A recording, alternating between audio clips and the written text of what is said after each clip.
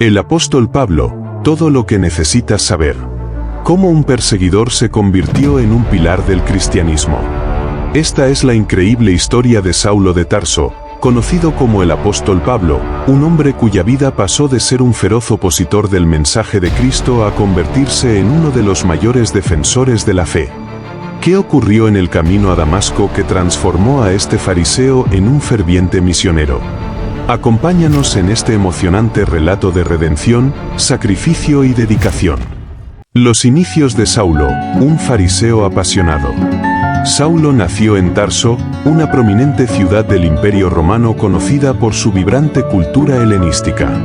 Como ciudadano romano, Saulo recibió una educación privilegiada, estudiando las escrituras hebreas bajo la tutela de Gamaliel, un respetado maestro de la ley judía. Este entorno moldeó su carácter y sus convicciones. En Filipenses capítulo 3, versículos del 5 al 6, se describe como circuncidado al 8º día, del linaje de Israel, de la tribu de Benjamín, hebreo de hebreos, en cuanto a la ley, fariseo, en cuanto a celo, perseguidor de la iglesia. Convencido de que el movimiento de los seguidores de Jesús era una herejía peligrosa, Saulo se convirtió en uno de los principales perseguidores de los cristianos, asolando la iglesia y arrestando a hombres y mujeres por su fe. El martirio de Esteban, un testigo inesperado. La primera mención significativa de Saulo en la Biblia ocurre durante el martirio de Esteban, un ferviente predicador del Evangelio. Saulo presenció la ejecución de Esteban, quien oró por el perdón de sus agresores mientras era apedreado, Hechos capítulo 7, versículos 58 al 60. Este evento marcó un momento crucial, consolidando a Saulo como un adversario decidido del cristianismo. El camino a Damasco, un encuentro transformador. Con cartas de autorización del sumo sacerdote, Saulo partió hacia Damasco con el propósito de arrestar a cristianos. Sin embargo, en el camino ocurrió algo extraordinario. Una luz brillante lo rodeó, cegándolo, y escuchó una voz que le decía: «Saulo, Saulo, ¿por qué me persigues?». Ecod 9:4. Esa voz era de Jesús, quien lo confrontó y lo instruyó a entrar en la ciudad para recibir más indicaciones. Este impactante encuentro dejó a Saulo ciego y profundamente conmovido. Durante 3 días, permaneció en ayuno y oración, reflexionando sobre lo que había experimentado. La intervención de Ananías, una nueva visión. En Damasco, Dios llamó a Ananías, un discípulo reacio debido a la reputación de Saulo, para que lo ayudara. Ananías obedeció y, al imponer sus manos sobre Saulo, algo como escamas cayó de sus ojos, devolviéndole la vista. Este acto no solo restauró su visión física, sino que simbolizó su transformación espiritual. Saulo fue bautizado inmediatamente y comenzó a proclamar que Jesús era el Hijo de Dios. El inicio de un ministerio ferviente. Saulo pasó de ser un perseguidor a un predicador apasionado.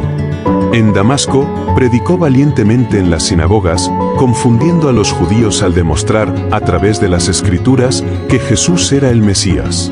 Su conversión sorprendió y desconcertó a muchos, quienes lo reconocían como el antiguo perseguidor de los cristianos.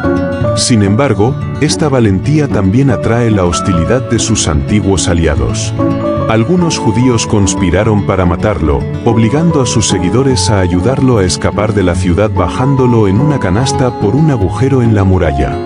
La aceptación de los apóstoles en Jerusalén. Cuando Saulo llegó a Jerusalén, los discípulos dudaban de su conversión.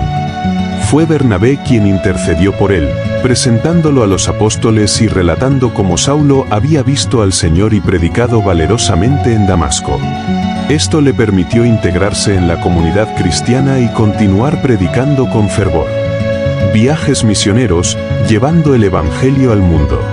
Con el tiempo, Saulo, ahora conocido como Pablo, emprendió una serie de viajes misioneros que lo llevaron a recorrer gran parte del mundo conocido.